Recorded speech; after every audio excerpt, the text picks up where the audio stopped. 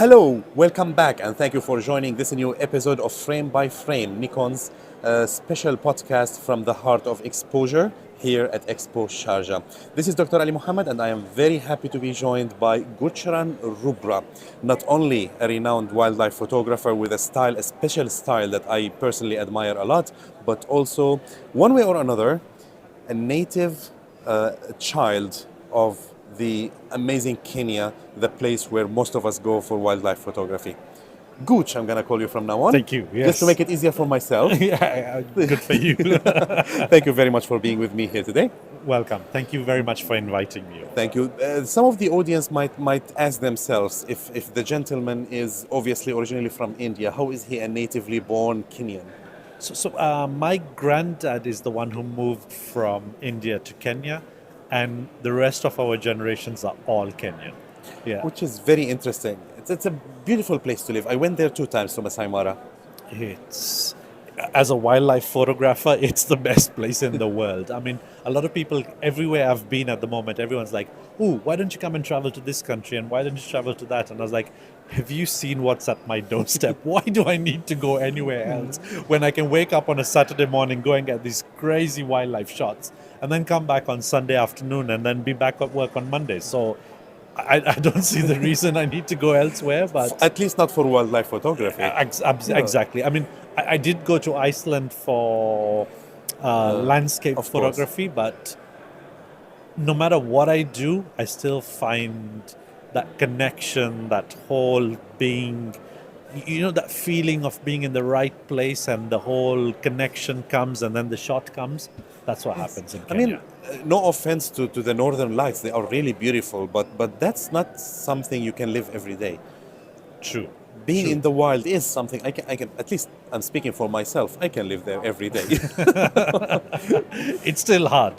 So it's still hard because I'm during COVID. There's a guy I met in the Mara, and he had moved away from Nairobi, and was able to do everything online, and then went and spent maybe 2 years in the Mara. And I think I met him around 8 to 10 months within his stint, and met the guy. We had a conversation. I said, "What do you miss the most?" And he says, "Takeaway, pizza." Yeah, I get that. I get that. Well, in my 2 visits to the Mara, food was not the highlight of the visit. I need to discuss camps with you. Probably. I need to discuss camps so we can. Or probably next time I go there, I'll meet you there. Absolutely. I won't be cooking your food, but I'll surely not. No, take of you to the course right places. Yeah. Tell me something. People think of Kenya as a wildlife photography destination. They immediately think of the Mara, but there are other places, Amboseli, other places that are really interesting. What is your favorite spot for wildlife I photography? mean, I don't have a count of how many we have in total, but Masai Mara is one of 30 or 40. Yeah. You know what I mean? We've got so many parks. I mean, Savo is massive. Savo is probably our biggest park. We've got Mara, we've got Amboseli. My favorite for sure is Solio Game Reserve. I point because I'm wearing a Of course. Solio Game Reserve t-shirt. I am the photographic ambassador for Solio Game Reserve, so I have to do sales. So if Solio, you're watching, thank you. And I've remembered you guys. Anyway, no, that's not the idea. I mean, I wasn't made ambassador because of maybe I was popular on social media or that. The whole reason the ambassadorship came is that I went into Solio so many times and I got shots that I wanted to capture and I love. And the management team were watching. And one day he comes up and says, "We love your shots. We love your shots of Solio. We want to use your shots to advertise our game reserve. Permission to do that?" And I was like, "Yeah, absolutely. I don't mind at all. It's some place I love and you're welcome to do that." And he goes, "It's okay. We don't want this as a freebie. We're happy to give you something in return. So we would like to call you our ambassador. It works for us. You come, take shots, market, and you get an opportunity to come here more and more." What is the most encountered animal in the Solio Reserve? Solio has approximately 500 plus rhinos. It's smaller than Nairobi National Park, I think around 40 to 50,000 acres. And That's a large inhabitant, I'm large population. You can go to the main waterhole in the middle of the day and start counting, and by the time you do a 360 degree and come back to the same point, you might have even reached 150 plus. That's very interesting. You know how you see zebras in plains game? That's how you see rhinos in Solio. Oh, nice. It's amazing because you can get, and what rhino love is grass, which is plenty. But because there's also plenty of rhinos, there's some areas where the rhinos love, and the grass is like golf course. 1 inch, 10 centimeters, 20 centimeters. It's super low. So if you get the right cloud formation, the right maybe sunrise, sunset, If the wind dramatic is in your skies. favor. If it's windy, it's dry, you get the dust, and if you can nail the conditions, you will get the craziest shots. I can. Honestly, I promise you. I saw some examples from your Yeah. work, of course. Let's talk gear. So you started off around 11 years ago. Yes. What was your Yes. first camera? So my first camera was a Nikon D50. I was sitting between Canon and Nikon before I bought it, and what made me choose was a SD card. I had SD cards in my drawer, and Canon were taking CF cards, and I had SDs. I already had SDs, so that was a deciding factor for me, surprisingly. And I'll be very honest with you, I've never looked back. Well, why would you? Now today you are shooting with the Z9, right? Absolutely. So, of course, when it was all, when I knew nothing and I had the D50, I would pack the camera up like, well, you know how it came in the box where the battery was separate, the memory card was separate, the lens was disconnected and kept separate, and the camera body cover had been put on. And I used to store my camera like that. In 2009, I was lucky enough to have a beautiful boy born. My son was born. And we decided to get more use out of the camera and keep it charged, ready on the table. So whenever he did something, I got great shots, or I would capture his moments.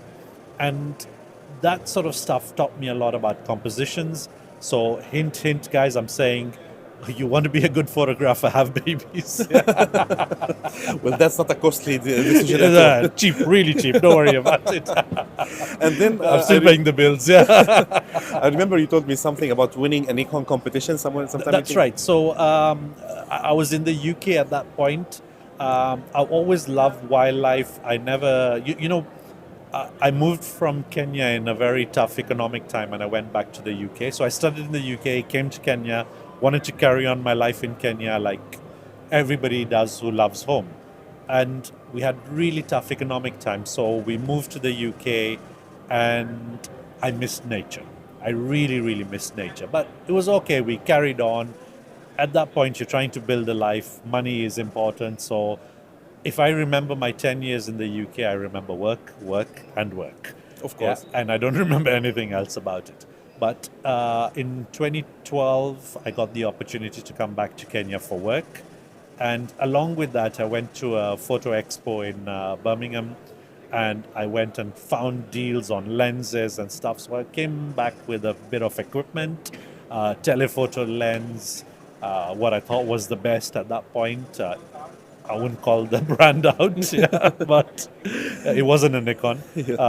I got these telephoto lenses. I came with all this equipment, and I went out and 2013 is when I really started wildlife photography.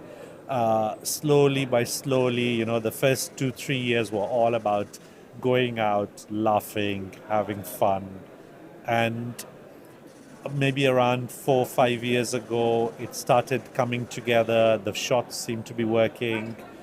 And every time I thought that I've pushed the limit, I look back at it now and I was like, what was I thinking? I keep wanting to try and try. Well, there's and always more when it comes to wildlife photography. There's always more. Yeah.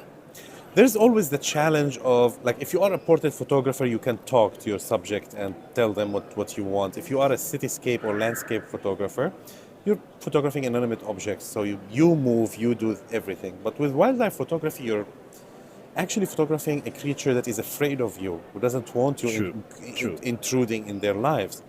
And they run away very fast. And then comes a camera like the Z9 that can capture in a split second what we would have needed like several visits to get, because of how fast it is, of how accurate the autofocus is.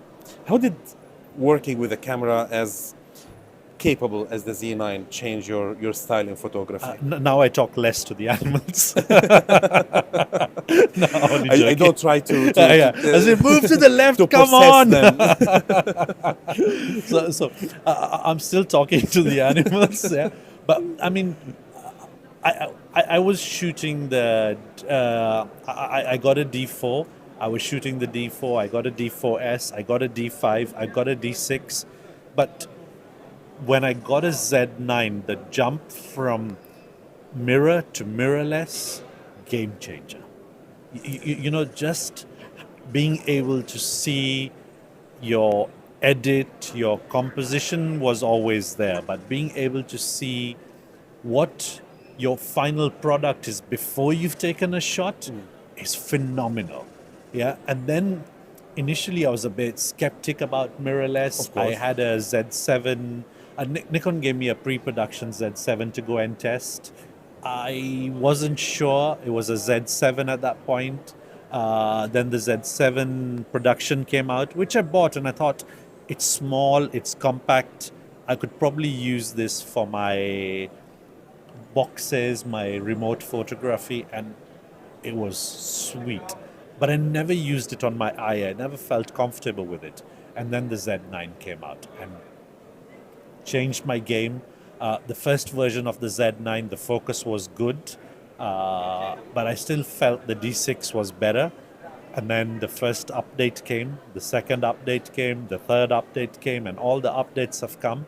And now I feel my Z9 is so much more capable than the D6 and the D5 ever was. And then many of the competition. You're pointing out something that I personally respect with Nikon, because with the Z9 and the Z8, more so of the Z9, every update is a major update. It's a game changer. Yeah, Every it's not time like they don't something- do incremental small updates. They Yeah. always give you something new. It's like buying a new camera with every update. Normally firmware updates are because, oh shit, we found a fault. Yeah, and let's fix this thing before everybody finds out.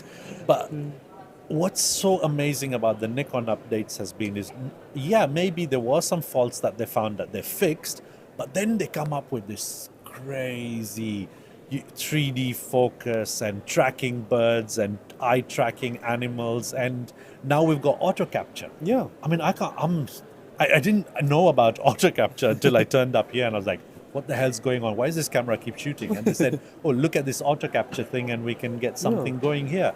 And now I can put the camera down, have a Coke in the back of the car, have a soda, and just chill out. And I think my camera will be having the shot we'll take ready. the shots for We'll us. take the shots for us. I don't know how many thousand I'll have, but What would you hope for the next generation Z9? Perhaps Z9 II or a new major update on the Z9?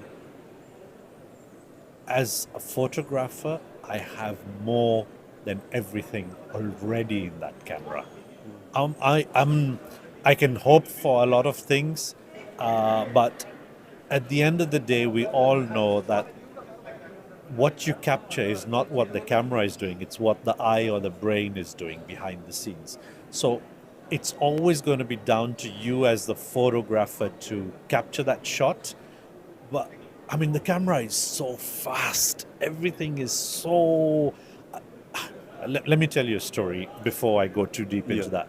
I was given my Z9 by the guys here at Nikon and said, Gooch, we want you to go and get something with this and we want to make a video of using the Z9. So I went out and I talked to all my friends and I said, oh, look guys, the videographer, the drone shooter. And I said, hey, this is a Z9. This is benchmark. This is the top. Let's do the best we can. Let me speak to my heli guy. Let's go charter this heli and let's go have fun with helis. So we got a heli up. We got the three of us together, and we went out to shoot this video. And I did a 3-hour heli trip, and I came back from that heli trip and I had 6,000 photos and 20 frames a second, It's too much. You know what I mean? It's It's gonna take you forever to just skim through them. Exactly. And you're looking through and you're like, same, similar, similar, similar. Oh, but I've nailed it. Yeah. Like a very, very small difference can make a big Exactly. difference. And I came back with all those shots. That this is something that I'd not even seen with the D6. And obviously getting this stuff with the Z9, it's crazy. And then I like to shoot rhinos low level. And one thing that was really impresses me is now, because it's mirrorless, there's no shutter, the sound is Very generated. subtle, And you choose to switch on or off. I mean, I used to do photography with animals, and every time you go, "Grrr," they would look at you and then Yes. move away. And now with the mirrorless, I switch Actually, off. the Z9 has something special. It was the first camera that does not have a mechanical shutter. Up until that point, mirrorless cameras did have mechanical shutter because they were worried about the action of a rolling shutter. Yeah. But the Z9 had a very, very fast readout from the sensor, to the extent that Nikon decided to drop the mechanical shutter altogether, and that was the first photography camera to not So have the a shutter mechanical was delaying it. Yeah. Wow. The shutter was completely unnecessary. It was too Yeah. fast that the rolling shutter effect will not even appear because of the fast readout from the stacked sensor. I'll be fair, the real thing I missed out when the Z7 came out was exactly that. You know, the feeling of I'm taking the mirror. You know what I Yeah. mean? Because what happened with a mirror camera is you take the shot and the mirror goes, but it comes back, so you still So you- see where you're aiming. Yes. Whereas on the mirrorless, sometimes you'd get that black screen, Yeah. which wasn't there, or it would come in. Well, I'd be The very blackout, honest. yeah. Yeah, the blackout was there, but I didn't know how to change the setting because it would send you the image review. So I didn't know, and I was like, come on, it's coming in my way. I need to take In the shots. Z7. Yeah, in Yeah, the but in the Z7. Z9 but- there's no blackout. It's yeah, so blackout it's free. not blackout and it's still coming. And you know, sometimes we get that we get into that rut where we're stuck. We don't want to change with technology and time. And I'm happy I did, because the stuff that camera is bringing out for me, it's a game changer for me. Well, for us photographers, we cannot not keep with technology. I mean, we cannot stay in our comfort zone. Otherwise, I'll still be shooting film. True. Very true. Yeah, very true. We'd still be shooting film. I know film is making a comeback, but I mean, where do you get to see your shot before you've taken it? Where do you get the camera taking the shot before you even think about it? I'm useless soon, yeah. But you know, going back to this whole, I used to look at my meter, make sure my meter is pretty much in the center, take an average shot, and then go and spend a lot of time on Lightroom to get the creative stuff I wanted to. Now I look at the Z9 and I look at my Z8 and I look at my Z7 too. I've already decided, I've already got 90% in Of what I camera, want, yeah. and all I'm doing at the end is, there was this one little, or there was this little bit, I just need to Or crop this could it, use I a just little bit need more to shadows, change or- and I just need to bring some shadows in or something like that. That's it. And you know, I'm spending, from maybe 5 minutes per photo, I'm spending 2 minutes per photo. It's totally a game changer for me. It is, and it is actually fun to challenge yourself to do the right settings, the right white balance, the right exposure triangle, the right everything in camera as you should. Exactly. And- I feel you, and I'm now more and more challenged. Or when I started shooting with it, and I was like, oh, wait a minute, I could get this better in camera. So I'd go there and try again, and I go there and try again. And I'm actually the luckiest guy on earth, because I live in Nairobi. We have Nairobi National Park, which is in 6 o'clock in the morning. It's maybe 10 minutes away from me. Yeah, and every weekend I can spend it with lions, I can spend it with rhinos, and that's 10 minutes away from me. That's amazing. That's a blessing, actually. I totally feel that. And the gate for Nairobi National Park is 3 kilometers from my office. So there used to be a time where one of my friends would say, Gooch, leopard on a tree. I'm just finishing a meeting, I'll be there. Yeah. Let him take his time eating his prey. Yeah. So we would do that. I do that less now, but I still have that opportunity of, I see a thunderstorm coming in. Yes. And I'll be like, okay, thunderstorm's coming in. pick up the camera, we're going. Yes. Yeah. I'm doing a lot less of it now, where I'm challenging myself to go and find that shot, find that. And I'm spending a lot more time in Solio, which is sort of, its geographical location is between Mount Kenya and the Aberdare Range. And these mountains have a big control over the weather in that area. course. So early mornings, the temperature gets down to maybe even 7 degrees, and then we get mist in the forest. And you have this enchanted forest with these beautiful acacia trees, umbrella acacias, a mix of acacia trees, and fog with a rhino, fog with a lion. If you're very lucky, fog with an elephant. So you get this foresty effect, Dreamy with fog, effect. dreamy effect. The forest helps give you more depth of field, because when you go and take a shot with fog and just one animal, it's like, focus problem. What was going on? You know what I mean? And then when you have two animals you and have you can better show the depth, you have context, a yeah. better context. And then you have a forest with so many trees, and now you have a tree and you don't have anything and a white background. It just brings out so much. Then comes this day where this thunderstorm comes in because of the mountain ranges, and you get this mega low sky. I don't know if you've seen that image Of of the course, yeah, gallery. yeah. You get this mega low sky where you feel you can touch the sky. And again, the creative, the mind is like, go, I need to go there, I need to go there. Yeah, and you forget about what's happening. You trip, you fall, you get up, you go, you get the shot, and you come back and you nail it. And then you go back home and you want to look at those shots, and instantly nailed it. Thanks Yeah. to a great eye and brain behind a great piece of And equipment. I was with all the guys here, and I said they all appreciate the talent, or should I say the eye that goes behind the shot. But I was like, yes, the driver is me, but the wheels are you guys. Of course. Without you guys, I wouldn't have the wheels to make That's this what I move. said. It's a great eye behind a great piece of equipment. Yeah, thank you. It's very hard to have enough gooch. Yeah, It's a very, very interesting conversation for me, but unfortunately we have to close at some point. Thank you very much for being here with us at Frame by Frame here at Xposure. It's a very, very interesting conversation, and I want to carry on after we Absolutely. There's Yeah. a lot See to you talk guys, about. and we're going to have fun later. Thank you very much for joining this special episode with Gooch. It was a very, very interesting episode for me. The next episode may or may not be in the coming hour, so stay tuned. And here's Dr. Ali Muhammad saying thank you for watching, and see you soon.